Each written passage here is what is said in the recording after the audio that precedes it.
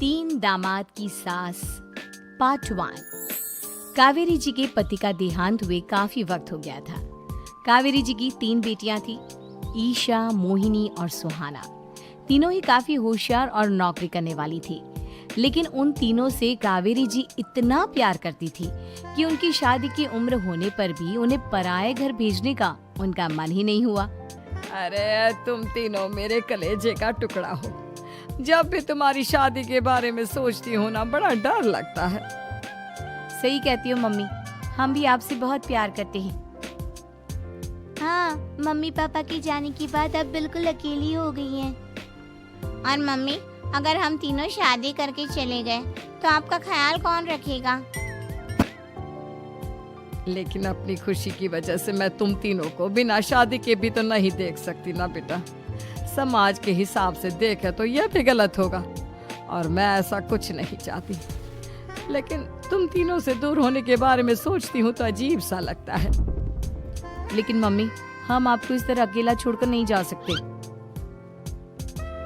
एक काम करते हैं मम्मी, शादी के बाद ना आप मेरे साथ मेरे ससुराल में चलना और मेरे साथ ही रहना। अच्छा, और तेरी सास मुझे रहने देगी तेरे ससुराल में? अरे बेटा, वहाँ ऐसा नहीं होता। बेटी की माँ कभी अपनी बेटी के ससुराल जाकर नहीं रह सकती। एक काम करते हैं माँ, आप ईशा और सुहानी की शादी कर दीजिए और मैं हमेशा आपका बेटा बनकर आपके साथ ही रहूंगी। मुझे नहीं करनी शादी।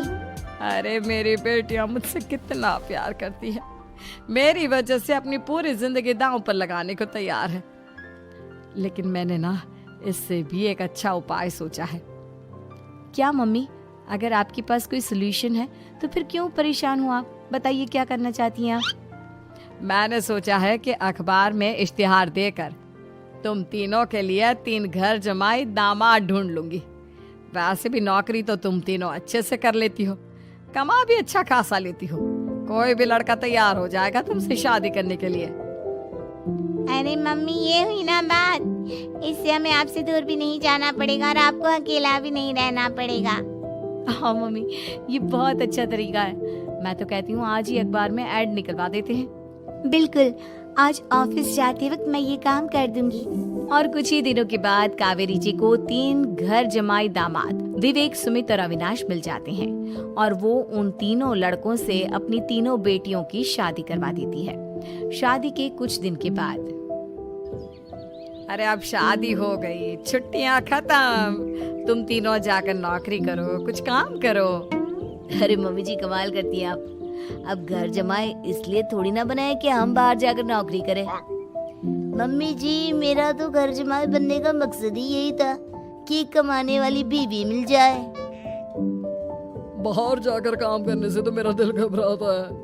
घर का कोई काम है तो बता दीजिए मुझे। अगर ऐसी बात है तो शाम का खाना बनाओ। मेरी बेटियां नौकरी से थकी हारी आती है, अब नौकरी नहीं कर सकते तो कोई बात नहीं, घर का काम करो तुम लोग।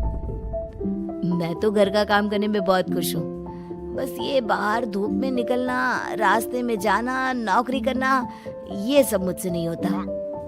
बिल्कुल ठीक कह रहा है सुमित। अरे गर्मी में, बारिश में, सर्दी में घर से निकलकर जाना और उधर बॉस की चिक चिक सुनना, इससे बढ़िया तो ये है कि मैं घर में झाड़ू पोछा कर लूं। ठीक है, फिर तुम झाड़ू पोछा करना। अविनाश शाम का खाना बनाएगा और विवेक तुम सुबह का नाश्ता और खाना बनाओगे। मेरे तीनों दामाद घर संभालेंगे और बेटियां नौकरी करेंगी। अगले दिन सुबह के वक्त, मम्मी मुझे ऑफिस के लिए देर हो रही है, नाश्ता चाहिए। अरे उस विवेक से कहा तो था कि सुबह का नाश्ता उसे उठकर बनाना है। अभी जाकर देखती हूँ क्या कर रहा है विवेक। अभी तक सोया हुआ है क्या? सुबह के 10 बज गए हैं। सोने दीजिए ना मम्मी जी, क्या हमेशा हिटलर की तरह हाथ में डंडा लेकर खड़ी रहती हैं? मैंने कहा सीधे उठकर खड़े हो जाओ और जाकर नाश्ता बनाओ। लेकिन मम्मी जी, बिस्तर में से निकलते ही कोई नाश्ता कैसे बनाएगा? 2 मिनट, वॉशरूम जाकर आता हूँ। बिल्कुल नहीं, सीधे रसोई में पहुंचो, मेरी बेटी को ऑफिस जाने में देर हो रही है। कुछ देर के बाद, हे भगवान, दोपहर के 12 बजे हैं लेकिन घर इतना गंदा पड़ा है। सुमित से कहा था मैंने समय पर झाड़ू पोछा कर देना। सुमित, कहाँ हो तुम? क्या हुआ मम्मी जी, सुबह की चाय तो पीने दीजिए। आप ही हद करती हैं, चिल्लाती ही रहती है। ये सुबह की चाय है या दोपहर की चाय? अगर तुम 12 बजे उठकर सुबह की चाय पियोगे तो क्या शाम का खाना रात के 3 बजे खाओगे? मम्मी जी चिल्लाइए मत, बताइए बात क्या है। अरे 12 बज चुके हैं, अभी तक झाड़ू पोछा नहीं हुआ। घर में देखो कितनी गंदगी है। अच्छा, तो आप इसलिए परेशान हैं। ओ क्या है ना मम्मी जी, आज मेरे हाथ में दर्द हो रहा है। रात को उल्टी करवट से सो गया था, हाथ हिलाया भी नहीं जा रहा। कौन से हाथ में दर्द है दामाद जी? इस सीधे हाथ में मम्मी जी, हाथ हिल भी नहीं रहा है। विवेक, सुन लिया तुमने? सुमित के हाथ में इतना दर्द है कि बेचारे का हाथ भी नहीं हिल रहा। आज तो ये खाना भी नहीं खा पाएगा, तो एक जन का खाना कम ही बनाना। ठीक है मम्मी जी। अरे नहीं मम्मी जी, मेरे कहने का मतलब वो नहीं था। मेरा मतलब है खाना तो खाऊंगा ना। अरे लेकिन कैसे? हाथ तो हिल भी नहीं रहा है। अरे मम्मी जी, आपको ना किसी जेल में जेलर होना चाहिए था। बेकार में हमारी सास बनकर जिंदगी खराब कर रही हैं। अरे लगाता हूँ पोछा। एक बेचारा घर जमाई और कर भी क्या सकता है। शाम को जब ईशा, सुहाना और मोहिनी ऑफिस से लौट कर आती हैं। मम्मी, शाम के खाने में क्या बना है? अब ये तो तेरे पति को ही मालूम होगा ना बेटा, उसने ही खाने की जिम्मेदारी ली थी। लगता है मम्मी आपने ये घर जमाए वाला तरीका अपनाकर मुसीबत मोल ले ली है। आपके तीनों घर जमाए कितने आलसी हैं। मेरे वाले को देखो, दोपहर के 12 बजे सुबह की चाय पीता है और काम क्या करना चाहता था? घर का झाड़ू पोछा। मम्मी बता रही थी कि आज उसने घर का झाड़ू पोछा शाम के 5 बजे किया था। अब क्या बताऊं बेटा, सुबह से हाथ दर्द का बहाना करके बैठ गया था। कहता है हाथ में बहुत दर्द हो रहा है, हिला भी नहीं जा रहा। सब बहाने मम्मी। ये तीनों घर जमाए मिलकर ना बस बैठकर खाना खाना चाहते हैं, काम धाम तो बिल्कुल नहीं करना चाहते। तो लेकिन ऐसे काम नहीं चलेगा ना, मुझे इन तीनों को सबक सिखाना ही पड़ेगा। अरे तो मम्मी, आप हिटलर से कम है क्या? आपने जब हम तीनों को सबक सिखा कर इतना लायक बना दिया, तो इन तीनों नालायक दामाद को भी आप कुछ न कुछ तो बना ही देंगी। हाँ मम्मी, बस अपने अंदर के हिटलर को बाहर लाइए और अपनी तीनों दामादों को अच्छी तरह से सबक सिखाइए। रही बात आपकी बेटियों की, तो हम तीनों तो हमेशा से आपके साथ हैं। अरे लेकिन बेटा, इस काम के लिए तुम तीनों को मेहनत करनी पड़ेगी। कैसी मेहनत मम्मी? ऑफिस में तो वैसे ही बहुत मेहनत करते हैं हम तीनों।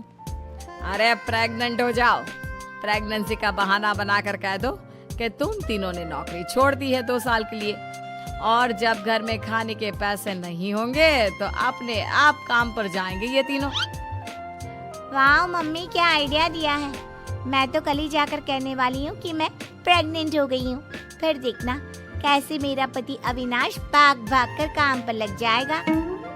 और फिर 2 दिन के बाद, सुमित, मैं ना प्रेग्नेंट हूँ और इसलिए अगले 2 साल के लिए मैंने अपनी जॉब छोड़ने का फैसला ले लिया है। विवेक, पापा बनने वाले हो तुम। अब से ना तुम्हें ऑफिस जाना होगा, क्योंकि मैं तो 2 साल के लिए छुट्टी पर चली गई हूँ।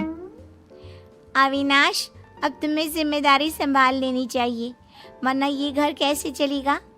हम दोनों मम्मी पापा बनने वाले हैं। लेकिन कावेरी के तीनों आलसी दामादों पर अपनी बीवियों की बात का कोई असर नहीं हुआ। धीरे धीरे कावेरी जी को चिंता होने लगी, क्योंकि उनके प्लान के हिसाब से तीनों बेटियों ने ऑफिस जाना बंद कर दिया था। आखिर क्या तरीका अपनाएंगी कावेरी अपने आलसी दामादों को काम करना सिखाने के लिए? जानने के लिए सुनिए इस कहानी का पार्ट 2।